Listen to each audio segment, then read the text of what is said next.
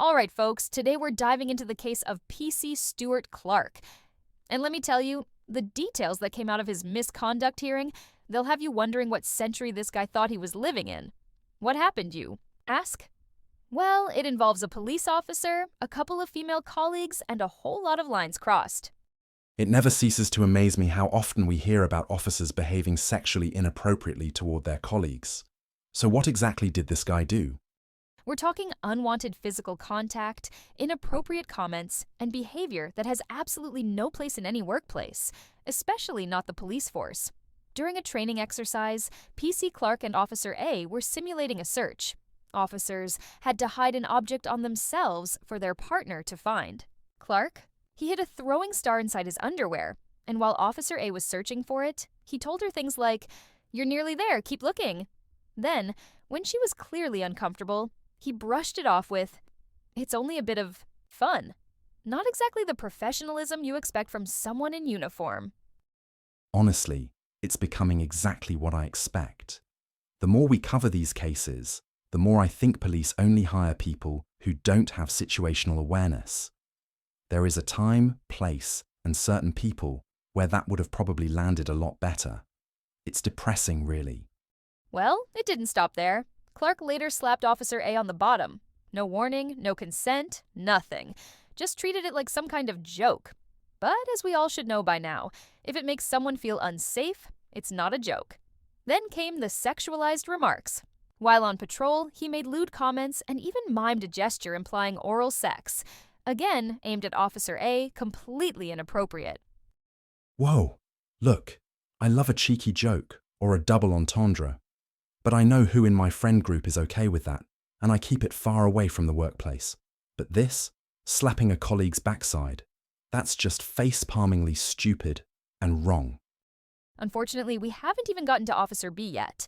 Clark slapped her on the bottom too, again, without consent. Then he carried on the conversation he was having like nothing had happened. It was casual to him.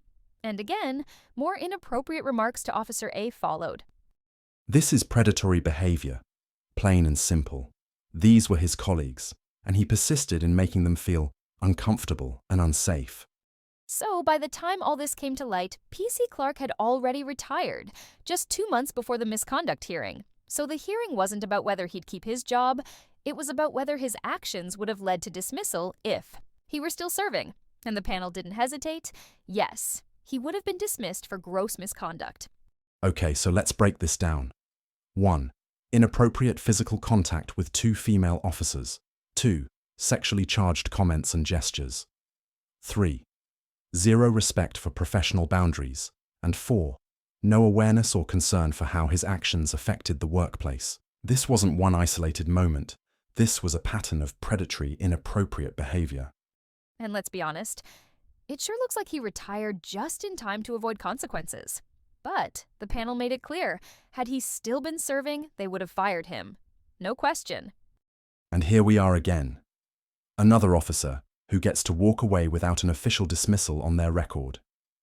He waited it out, got paid with taxpayer money until the hearing was scheduled, then jumped ship at the last minute. That shouldn't be allowed. This case is just more proof that a uniform doesn't make someone trustworthy. Being a cop is about respect, service, and integrity. It's not a free pass to treat colleagues however you want.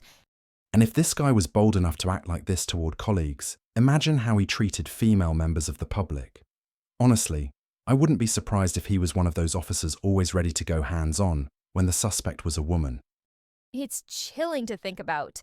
That's the case of former PC Stewart Clark, yet another officer who couldn't keep his hands to himself. So, what do you think? Should resignation before a misconduct hearing even be allowed? Should serious cases like this trigger a full review of the officer's past cases to check for other potential victims? Let us know your thoughts, and I'll catch you in the next one.